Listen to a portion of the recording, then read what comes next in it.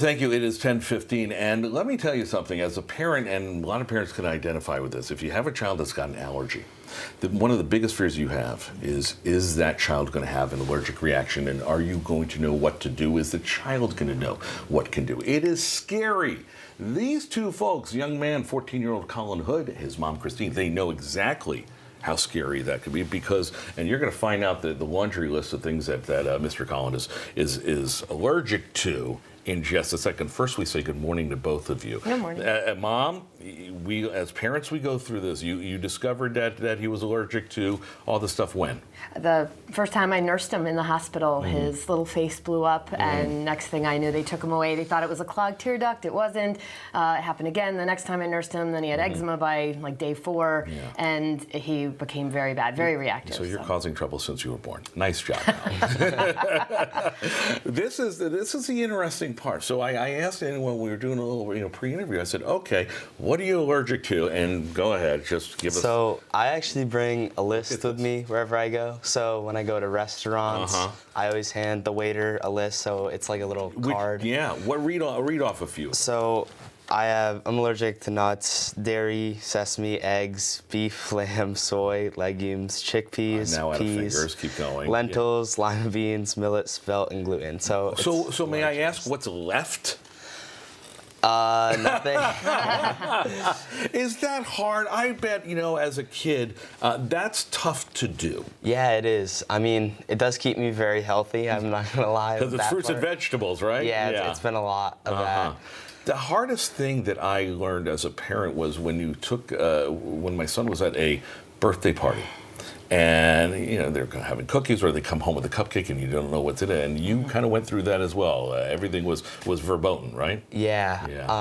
Whenever I went to stuff like that, I'd usually have to bring food. So it was kind of hard, especially when I was little, because some of my friends wouldn't understand. But as we've gotten older, it's been a lot. Which leads to the reason that they're here, because you get to an age, and I know you're well versed in this at 14, that your child starts to become a little self-sufficient and is able to administer EpiPens and drugs if, heaven forbid, that happens. But it's still nerve-wracking, right, Mom? Oh, yeah. As he gets older, he's more independent. He can be left at practices for sports and baseball by himself, and I was worried that, especially, he didn't like needles very much, and epinephrine only came in needles, That's and I right. was always afraid, what if he didn't inject when he needed to, And also if he even had it with you, because I know kids can be very, forgetful. 100%. And if it's not in the backpack when you need it, I would imagine that there's something with you wherever you go. I always keep it in my pocket. And look at this. So this is something new that just came out called the Neffy, right? Yeah. And what is this? What makes this different? So Neffy is like a nasal epinephrine, so it's very similar to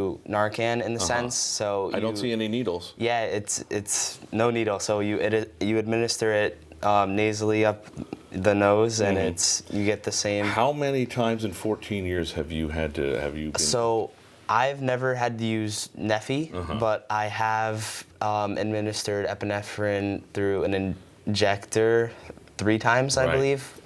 Twice at home. 3 nerve-wracking, unless he forgets it. I'm going to give it back to him right now. Yeah. Exactly, because if you don't know, when you do have to hit the EpiPen or any drug, that doesn't end it. That gives you time to go get more help. Exactly. So, Mom, I would imagine that as your son gets older, it's good that he seems to be a well-rounded young man who knows what to do. But as new technologies come out, it becomes not just a story for you, but to help other people. Absolutely. I think one of the things, it's been so hard trying to get policy changed. Colin even sat on the school board policy when he was in 4th grade to try to change the rules. But more recently, there's new recommendations out from the CDC and the AAP just in November. And what are they? It's called the Food Allergy Management in Schools Expert Recommendations. And they are basically a checklist for how schools can make it easier and more inclusive for kids with food allergies. This family is from New Fairfield, and I know the schools here are fantastic, but how has the schools been for you in terms of adjusting accordingly? The schools have actually been very accommodating for me, especially teachers. So I've had a lot of teachers who will ask, and they've been very kind about it. But I've noticed that a lot of people have been uneducated in this And I think that's the problem because, again, you really don't think about it unless it's part of your family. So I'm well versed and you're definitely well versed. And it's a matter of getting everyone else first, right? Exactly. The more we can educate, the better, for sure. As the new guidelines come out and they continue to get adopted, we're going to have a way that you can get all that information on our website at fox61.com.